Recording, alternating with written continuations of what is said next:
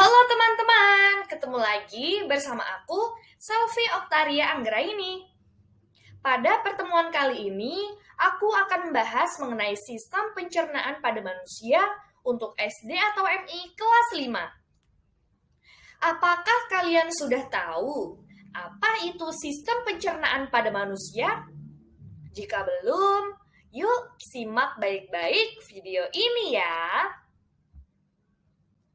Sistem pencernaan pada manusia yaitu organ tubuh yang mempunyai fungsi dalam proses pencernaan. Alat-alat pencernaan tersebut terdiri dari saluran pencernaan dan juga kelenjar pencernaan yang dapat menghasilkan enzim-enzim pencernaan. Nah, setelah mengetahui pengertian dari sistem pencernaan pada manusia, selanjutnya kalian perlu tahu apa saja saluran pencernaan pada manusia, yaitu yang pertama ada rongga mulut, yang kedua kerongkongan, ketiga lambung, empat usus halus, dan yang kelima usus besar. Yuk kita bahas satu persatu. Yang pertama, rongga mulut. Bagian ini merupakan awal dari saluran pencernaan yang mana di dalamnya terdapat adanya alat-alat dan kelenjar pencernaan seperti halnya lidah, gigi, dan juga kelenjar ludah.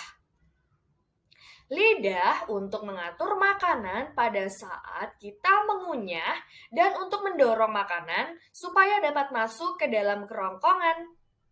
Juga sebagai indera pengecap rasa, manis, asin, pahit, masam, dan juga pedas.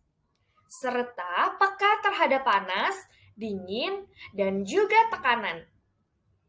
Selanjutnya gigi. Gigi dikelompokkan menjadi 3 jenis, yaitu gigi seri yang mempunyai fungsi untuk memotong makanan, gigi taring yang mempunyai fungsi untuk merobek makanan, gigi geraham yang mempunyai fungsi untuk menggilas dan mengunyah makanan. Selanjutnya, yang kedua yaitu kerongkongan.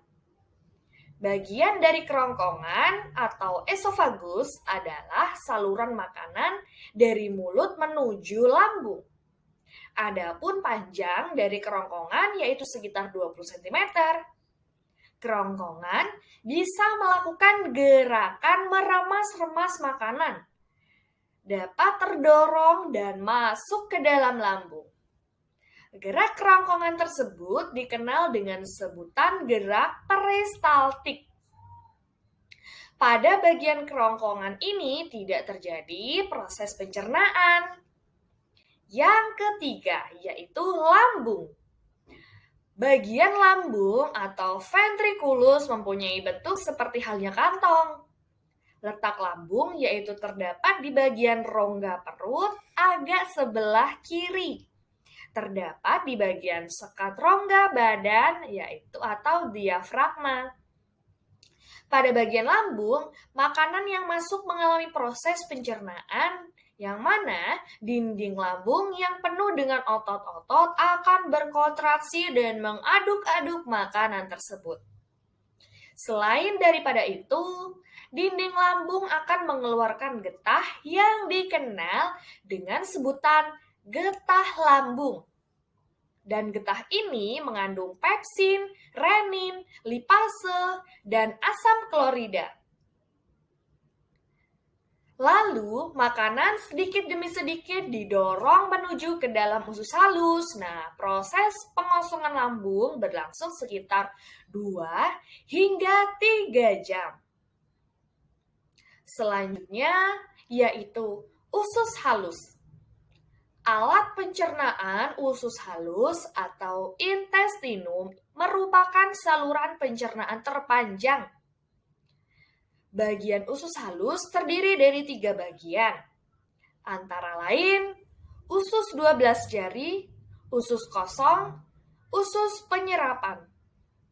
Yang pertama kita bahas usus 12 jari atau duodenum. Di dalam usus ini terdapat adanya saluran yang berasal dari kantong empedu dan pankreas. Empedu akan menghasilkan garam empedu, untuk membantu mencerna lemak. Pankreas menghasilkan enzim makanan, yaitu enzim tripsin dan enzim lipase. Kemudian makanan berubah bentuk menjadi seperti bubur yang lumat dan encer.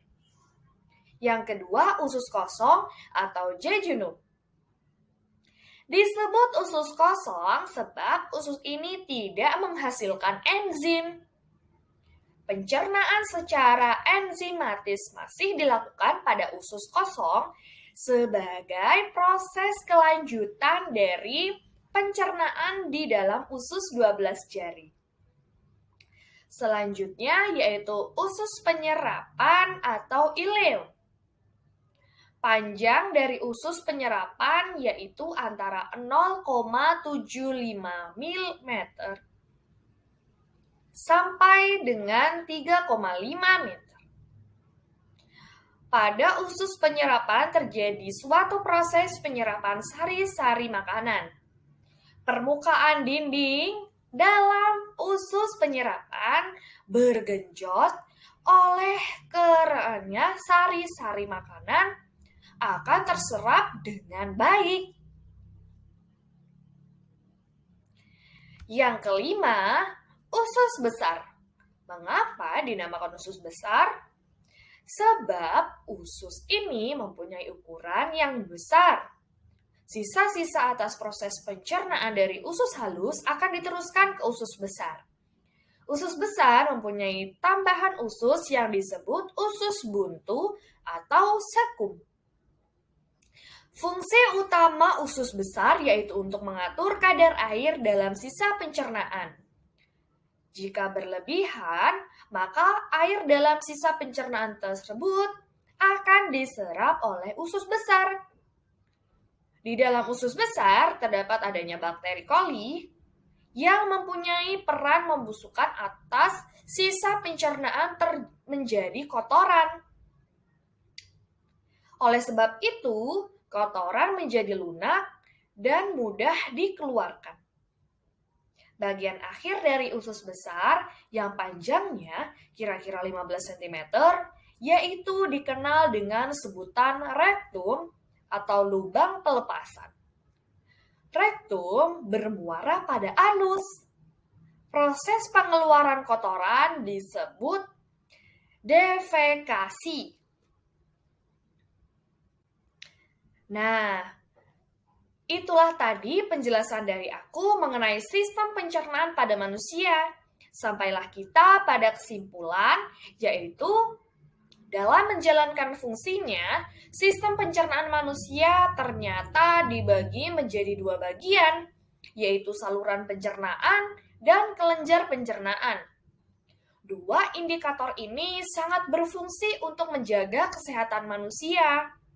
Oleh karena itu, kita harus senantiasa menjaga kesehatan dari organ-organ pencernaan ini.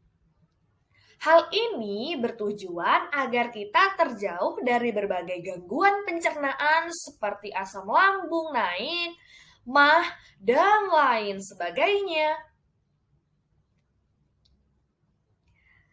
Nah, untuk melatih pemahaman kita mengenai materi kali ini, yuk bermain games dengan menjawab pertanyaan yang ada pada link di bawah ini ya. Selamat mengerjakan, sampai ketemu lagi di video selanjutnya. Dadah!